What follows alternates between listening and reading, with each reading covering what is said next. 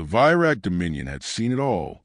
They had burned jungles on Arzeth 9, cracked open the ice moons of Dravix, and crushed entire civilizations with orbital barges that left nothing but glassy scars on planetary crusts.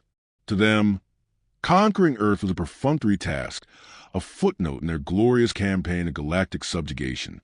The flagship Oblivion's Mercy drifted into Earth's orbit, a spiked crescent of alloy and hatred. On its bridge, Commander Strivak loomed over a holographic projection of Earth's surface, his four crimson eyes narrowed in disdain. "This is a cradle of their species?" he asked, his tone heavy with boredom. "Primitive oceans, primitive land masses, and these," he gestured to a scrolling list of creatures, "are their apex predators?" "Yes, Commander," replied Vrenna, the ship's xenobiologist. Her claws danced across the interface, highlighting lions, bears, great white sharks. "They are effective within their ecological niches, but hardly a threat to Virak soldiers." Strivak snorted. "A feline with a mane? A scaled fish? Bah, this planet's fauna are toys." His lieutenant chuckled. "Perhaps they can be domesticated. Might make amusing pets for our hatchlings." On the lower deck, a group of Virak troopers were watching captured Earth broadcasts. Flickering images of humans wrestling crocodiles, racing on motorcycles, and launching fireworks filled the air. The soldiers laughed raucously, mimicking the clumsy bipeds they saw on screen. "Look at them," one jeered. "They wear cloth instead of bioarmor. They consume fermented plant fluids that impair coordination. They hunt prey with projectiles instead of neural whips. The species is barely sentient." Strivak raised one claw to silence the laughter. "Don't underestimate them entirely. Even vermin will bite when cornered." "Cornered vermin are still vermin, Commander," the lieutenant replied smugly. "Prepare the landing parties," Strivak ordered. "We'll begin the pacification in an unpopulated zone first. Send reconnaissance drones to catalog the region's wildlife. Once we have secured control, we can march on their urban centers." Moments later, streaks of burning plasma marked the descent of Virak scouts into the African savanna. The shimmering heat rose from the ground as the troopers fanned out, their sleek black exosuits gleaming in the sun. "Spread out," barks up Commander Crawl, leader of the scouting party. "Observe and report. If you encounter resistance, neutralize it." The Virak moved with mechanical precision. They scanned elephants and lions from a distance, unimpressed. "Large, but slow," Crawl muttered as a bull elephant trumpeted in warning. "Pathetic." Nearby, another trooper pointed to a squat, gray-furred creature digging in the dirt. "What is this one?" Querying database, the scout's helmet AI replied. "Species, Malivra capensis. Common name, honey badger." Crawl tilted his head. "Honey badger? It appears small. Ignore it." The honey badger stopped digging, its beady eyes fixed on the towering alien. The trooper raised a scanner. "Life signs are stable. It poses no threat." Then the badger moved. It darted forward with startling speed, claws extended. Before the scout could react, the creature latched onto his leg, its teeth finding purchase in the armor's joints. "Grapha," the trooper howled, thrashing violently. "Get off me." Crawl turned, astonished, as the tiny predator began tearing through reinforced composite plating with raw ferocity. Blood sprayed. It's eating me," the trooper screamed. The rest of the squad opened fire, but the badger was relentless. Plasma bolts scorched the earth, but the creature twisted and lunged, immune to pain, immune to fear. It tore into another soldier's arm, shattering bones like brittle twigs. "Fall back!" Crawl roared. "Call for extraction. This is no ordinary vermin." But by then, 3 more badgers had emerged from the brush. The Virak had faced bioengineered war beasts on Dravix, and even they hadn't moved like this. These things didn't care. They fought with a berserker fury that mocked the concept of self-preservation. When the extraction shuttle arrived, only Crawl and 1 mauled trooper stumbled aboard. Behind them, the badgers prowled the landing zone, their beady eyes glittering with primal malice. Back on the Oblivion's Mercy, Strivak listened to Crawl's report with a deepening scowl. "You were bested by a rodent?" "Not a rodent, Commander," Crawl rasped, his armor dented and bloodied. A demon. They have no fear, no hesitation. They fight as if death is nothing to them. Strivak's lieutenant sneered. Are you suggesting we delay the invasion because of small furry animals? Crawl said nothing, but his haunted eyes spoke volumes. Meanwhile, in Washington, D.C., General Amanda Reyes watched the same footage from a Pentagon conference room. The image quality was grainy, but the little creature's savagery was undeniable. Reyes leaned back in her chair, a wicked grin forming. Gentlemen, I think we just found our secret weapon. An aide coughed nervously. Ma'am, are you seriously suggesting? Yes. She slammed her palm on the table. We're going to weaponize honey badgers. The room fell silent. You can't be serious, the Secretary of Defense said. Reyes smirked. Serious as a heart attack. The aliens wanted to mess with Earth's apex predators. Let's give them a taste of fuzzy doom. On the Oblivion's mercy, Strivak stood at the viewport, gazing down at the blue-green orb below. Deploy more scouts, he ordered coldly. This time in a different biome. I will not have my campaign delayed by trivialities. As the orders were relayed, the ship's xenobiologist hesitated. Commander, she said softly, I believe we may have misjudged this planet. Its creatures are unorthodox. Strivak's eyes narrowed. Then we'll burn this unorthodox planet to ash. Outside, Earth's surface glimmered serenely in the sunlight, oblivious to the approaching storm, and the unexpected predators lurking in its shadows. The Virak thought they were predators. They hadn't yet met the honey badger, and when they did, it would already be too late. The night before Operation Fuzzy Doom, the Pentagon War Room felt more like a frat house than the nerve center of Earth's military resistance. General Amanda Reyes stood in the center, arms crossed, as an entire platoon of Marines laughed their asses off watching a YouTube video on the big screen. On screen, a honey badger bit the head off a cobra. Then it passed out for 2 minutes from the venom, only to wake up, shake itself off, and finish eating the snake. Tell me again, Reyes said, her voice dry as Nevada sand. Why these little psychopaths are the backbone of our plan? Because, ma'am, said Sergeant Rick Rico Alvarez, wiping tears of laughter from his face, honey badgers don't give a damn. That's your scientific justification? Yes, ma'am. Reyes rubbed her temples. I miss the Cold War. At least then our enemies were human. Rico straightened. Permission to speak freely? You've been doing that since you walked in. Ma'am, these aliens? They think we're all bipedal morons who watch old action movies and shoot beer cans for fun. Accurate. Reyes muttered. They have no idea what happens when you poke a planet that's been stuck in traffic, over-caffeinated, and force-fed Bruce Willis movies for 40 years. And as for the honey badgers, they're the perfect representation of our collective attitude right now. Small, pissed off, and ready to ruin someone's day. Reyes almost smiled. Almost. Fine. But if this plan blows up in our faces, I'm feeding you to the first one that asks for a snack. Across the galaxy, aboard the Virak flagship Oblivion's Mercy, Commander Strivak was pacing the bridge like a predator himself. The failure of the first scout mission was still an open wound in his pride, and Crawl's haunted eyes replayed in his memory like a corrupted data loop. They are mammals, Strivak growled, his claws tapping the floor. Flesh and bone. Weak. Explain to me how they bested armored warriors. They fight without logic, replied Vrenna, her holographic display flashing images of humans wielding primitive firearms and explosives.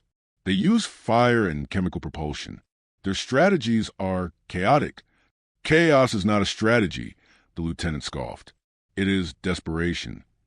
Tell that to the scout squads, Vrenna said darkly. At that very moment, the first phase of Operation Fuzzy Doom began in the Congo rainforest. A squad of Virak troopers moved cautiously beneath the dripping canopy. Their armor shimmered with active camouflage, and their plasma rifles purred softly, scanning for heat signatures. There's no sign of resistance, one reported. Perhaps the earlier attack was an anomaly. Perhaps, another muttered, but stay alert. These Earth creatures are deceptively. A rustle in the underbrush cut him off. All weapons turned as one. The foliage parted. A small creature emerged, low to the ground, wiry for slick from the humidity. It glared at them with beady eyes. "It's one of them," the squad leader whispered. "A badger." "No threat," the scanner confirmed. "Life form size negligible. Aggression probability 30%. The badger hissed. "Make that 90%, said the trooper. "Neutralize it." He raised his rifle. Then 3 more badgers emerged. "Sir," the youngest trooper's voice cracked. "There's more." The squad leader frowned. "It doesn't matter. Focus fire. Burn them down." The first shot hit the ground where the badger used to be. The creature had moved impossibly fast, a blur of fur and claws. And then it was on him. Screams erupted. Plasma bolts cut through the jungle, setting trees ablaze. But the badgers were relentless, darting in and out of the shadows, teeth gnashing. "They're chewing through my armor. Get it off. Get IT." Static, high above Earth. Strivac watched in silent disbelief as helmet cam footage streamed across the bridge. The Virac soldiers, 7 feet tall, enhanced with cybernetic reflexes, were being dismantled by creatures smaller than a helmet. "This is not possible," Strivac hissed. "Magnify." On the screen, a badger was tearing apart a rifle with its claws. Another was dragging a screaming soldier into the undergrowth. "Sir," Vrenna said, her voice unsteady, "perhaps we should deploy neurogas to pacify them." A voice from the comms interrupted. "This is Scout Unit Theta 5. We require immediate evac. They don't stop. They don't care." Then came a sound no Virac had heard in generations, a soldier sobbing in terror. Back in the Pentagon, Reyes watched the same footage via a hacked alien feed. Rico chewed on a Slim Jim and grinned. "Ma'am, you seeing this?" "I'm seeing it," Reyes said, her arms folded. On screen, a badger leapt at a Virac's faceplate and bit through it. Did it just... Reyes blinked. "Did it just bite through alien alloy?" "Yes, ma'am." "Rico, remind me, how many badgers did we release?" "About 20. Reyes stared at him. 20. For the entire Congo basin." "Yes, ma'am." Reyes rubbed her forehead.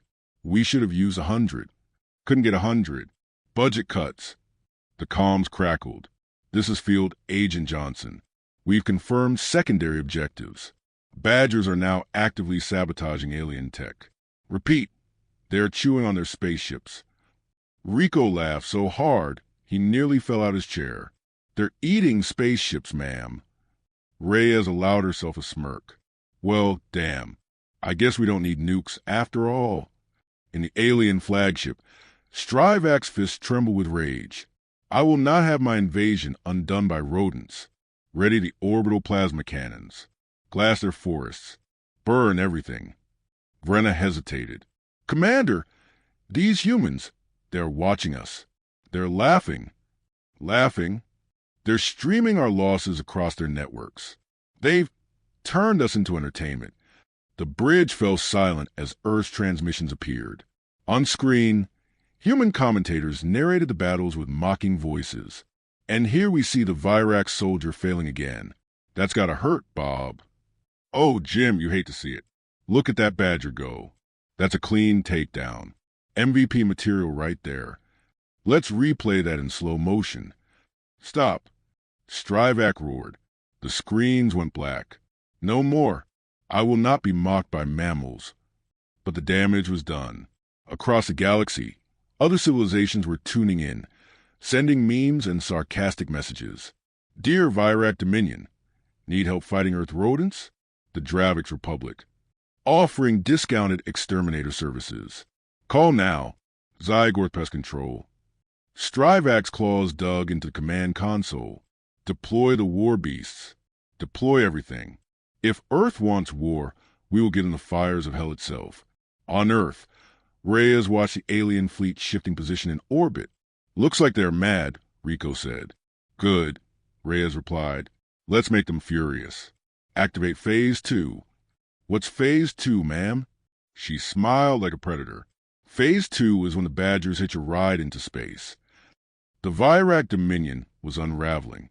What began as a simple planetary conquest had spiraled into a nightmare that not even the Dominion's war simulations could predict. Their commanders had laughed at the primitive creatures of Earth, but no one was laughing now. Across their fleet, the word badger had become synonymous with terror. Commander Strivak stood in the dim light of the flagship's war room, staring at a looping transmission captured from one of the ground assaults. On screen, a honey badger, clad in a jury-rigged Kevlar vest courtesy of human ingenuity, ripped through a squad of armored Virak soldiers like wet paper. The footage ended with the creature dragging a plasma rifle away in its jaws as if it were a chew toy. Strivak's claws dug deep grooves into the console. This mockery cannot stand. These beasts are pests. They are not warriors. Explain to me how they are tearing through my elite forces. Vrenna, the xenobiologist, kept her voice low and cautious. Commander, I believe we are facing a threat that defies conventional analysis. The honey badgers exhibit no fear response. Pain does not deter them. Their physiology is inconveniently robust. Inconveniently robust? Strivak's voice rose to a roar. They're rodents with anger management issues. Technically, they're mustelids, sir, she corrected softly. Technically, Strivak sneered, they're an infestation I intend to exterminate. But even as his words echoed in the war room, reports poured in from other sectors. Honey badgers had breached their orbital drop ships. They had chewed through power conduits, forcing emergency landings. On one transport, a single badger had managed to disable life support systems before the crew could react. Back on Earth, General Reyes sipped bad coffee as she leaned over the operations table in the Pentagon Situation Room. Screens showed live feeds of Marines working alongside the Badgers, affectionately nicknamed fuzz bombs by the troops. They're adapting faster than we expected, Reyes murmured, watching as a Badger clambered into a Virak supply crate, shredded the contents, and emerged with alien rations hanging from its teeth. Sergeant Rico Alvarez grinned. Damn right, ma'am. We started teaching them to identify alien tech. They're natural saboteurs. Give them 10 more days and we'll have them programming their own drones. You're joking. Mostly. One of the screens flickered as a live feed came online. A Marine corporal appeared, his helmet cam bouncing as he crouched behind cover. This is Corporal Jenkins. Reporting from Sector 12. We've got... Holy hell! Badgers just disabled an entire Virak tank column. They climbed into the treads and... I don't even know what they're doing now, but those tanks aren't moving. In the background, alien soldiers screamed. The camera swung wildly to show a honey badger gnawing to the wiring of a glowing plasma cannon before the whole contraption exploded in a burst of purple fire. Good work, Corporal, Reyes said calmly. Keep them moving. Remember, the badgers aren't pets. Don't try to pet them. Yes, ma'am, Jenkins replied before the feed cut out. See, Rico said. It's working. Reyes glanced at him. We've turned Earth's smallest little psychopaths into a symbol of our planetary defense. I'm not sure if I should be proud or terrified. Both, ma'am. Across the galaxy, the chaos hadn't gone unnoticed. Other alien factions watched Earth's broadcasts with morbid fascination. The honey badger videos had gone viral across galactic networks. Entire civilizations tuned in to watch tiny Earth mammals dismantling the galaxy's most feared military force. One broadcast from a Zarkid news outlet summed it up perfectly. The Virak Dominion, known for its centuries of conquest, has encountered a unique problem. Reports indicate a small terrestrial predator called the honey badger is wreaking havoc on their invasion forces. The creature, weighing approximately 11 kilograms, exhibits extraordinary aggression and a refusal to die. Galactic morale has never been higher. Strivak had seen enough. He slammed his fist onto the war table, scattering data pads. No more delays. Ready the planet killer. I want this insignificant rock turned to ash by dawn. Vrenna hesitated. Commander, I advise against using the planet killer. You advise? His voice was low and venomous. Yes, if we destroy Earth, we risk contaminating our ships. The honey badgers, they might survive even that. Sir, They are already on some of our vessels. If they begun breeding, Strivak's blood ran cold. Breeding? Yes, she said grimly. Their numbers are increasing. Fast.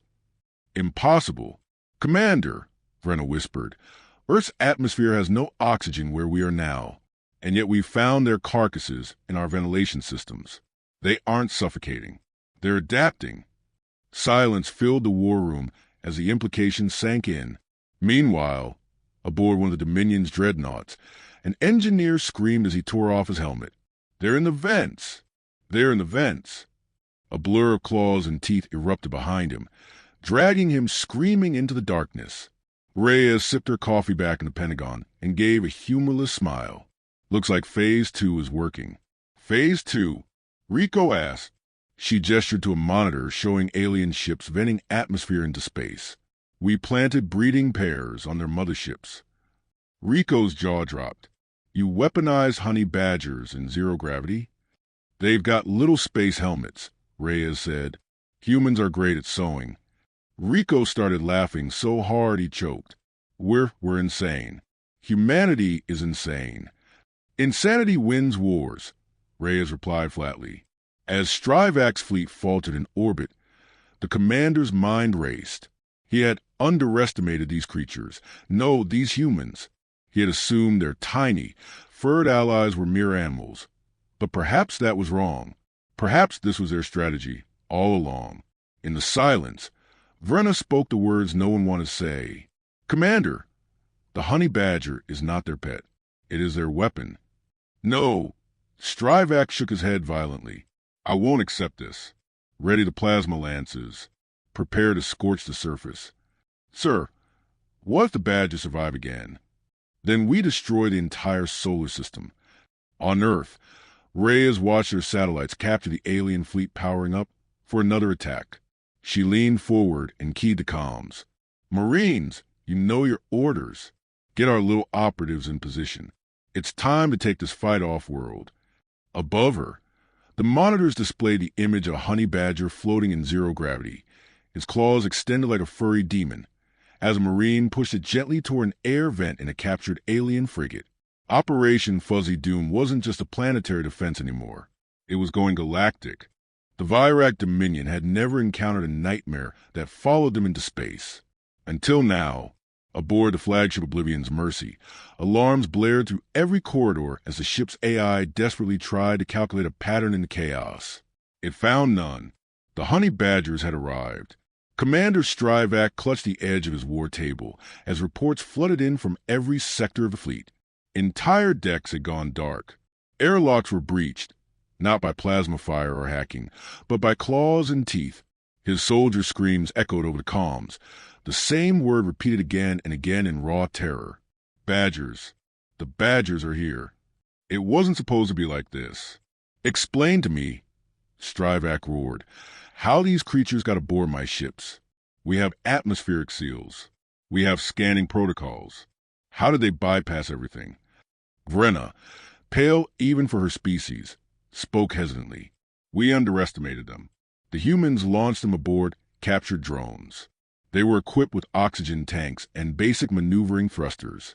Commander, the Badgers are wearing space suits. Strivak's claws froze mid-tap.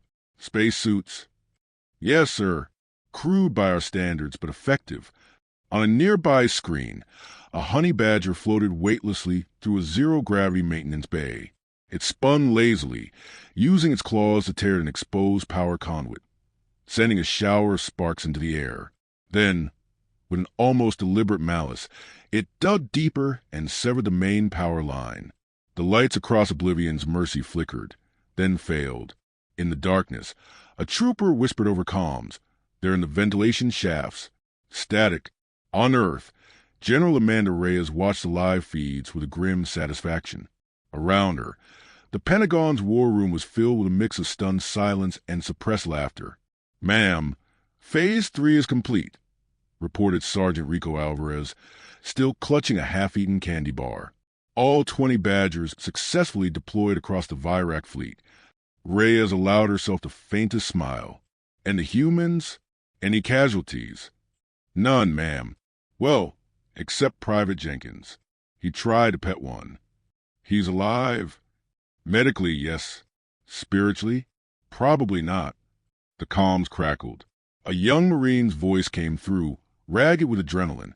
This is Sergeant Lin from the boarding team, reporting total mayhem on Deck 7. The Badgers are tearing through hull panels and chewing on weapons caches. The Virak are panicking. It's like watching Aliens, except with the monsters. Reyes leaned forward. Correction, Sergeant. They're the monsters. We're just the ones smart enough to weaponize them. In orbit, the chaos escalated. On board Oblivion's Mercy, a group of Virak engineers attempted to weld a bulkhead shut as scratching echoed from the other side. One of them muttered a desperate prayer to the Void Father. The scratching stopped. Then came the sound of metal tearing like paper. The bulkhead exploded inward, and the first Badger launched itself for the gap, its claws extended, helmet fogged from the heat. In the zero-gravity chaos, the engineers scattered, firing wildly. "Contain it! Contain it!" shouted the lead engineer. But the creature was everywhere at once, bouncing off walls, ricocheting from ceilings, biting anything that moved. Sparks flew as one Badger clawed through a console, setting off a chain reaction of secondary explosions. Meanwhile, the Virak fleet's command structure disintegrated. Admiral Zord of the carrier Endless Glory sent a desperate transmission to Strivak. "They're inside our reactors. We can't eject them. Half my crew is dead. The rest are hiding. Commander, we need to—" A shriek cut through the comms, followed by static. Strivak's hands trembled. "This is impossible. These are animals. Animals don't do this. They don't strategize." Vrenna's voice was barely a whisper now. "Perhaps, sir, perhaps it isn't the animals we should fear. Perhaps it's the humans who sent them." Strivak whirled on her. "You think the humans could have planned this?" "They did plan it, and they're winning." The commander's lip curled into a snarl. "Then we will finish this ourselves. Prepare the Nova Lance. I want that miserable rock incinerated in one shot." But it was too late. In a stunning move, Earth's Marines had boarded several disabled Virak ships using stolen shuttles, bringing their furry allies along for the ride. The humans didn't have plasma rifles or advanced armor. They had shotguns, duct tape, and Badgers. "Clear the decks." Rico barked as his team breached the loading bay of a Virak cruiser. Behind him, two Badgers launched forward, squealing with rage as they leapt at a group of startled alien guards. "Move, move, move. We got ourselves a pest control job to finish." As the Marines advanced, their radios crackled with banter. "Hey, Sarge, these things are unstoppable." "They're Badgers, Private." "Of course they're unstoppable. Haven't you seen National Geographic?" "I thought that was just propaganda." Above Earth, Reyes watched as her unconventional forces took ship after ship. "Status report," she demanded. "Virak fleet is in full retreat," came the reply. "Their command ships are crippled. Badgers have, taken the bridge on 3 of them." "Taken the bridge?" "Yes, ma'am. There's footage." On screen, a honey badger sat in the Virak captain's chair, gnawing on what might have once been an alien limb. Reyes smirked. "Send that to every galactic network we can access." The video spread like wildfire. Across the galaxy, billions watched as Earth's tiniest predator brought an empire to its knees. Memes appeared instantly. "Honey badger don't care. Honey badger conquers." Never invade a planet full of caffeine-addled primates and their demon weasels. On Oblivion's Mercy, Strivak watched the transmissions in stunned silence. His fleet was gone. His soldiers were broken. His legacy was ashes. A message pinged across his console. It was from General Reyes. "Hey there, Space Lizard," the human woman drawled. "Just want to say thanks for stopping by. Next time you visit Earth, bring bug spray and maybe some bandages." The screen cut to static. Vrenna broke the silence. "Commander, we've lost." Strivak's claws fell slack. For the first time in his long, bloody career, he felt something he'd never known before. Fear. On Earth, celebrations erupted as the Virak fleet scattered into the void. Marines raised glasses of cheap whiskey in cramped barracks, toasting their victory.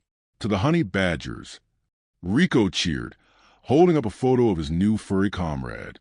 To Earth, Reyes added, and somewhere deep in the Congo, a honey badger paused mid-dig, looked up at the stars, and hissed.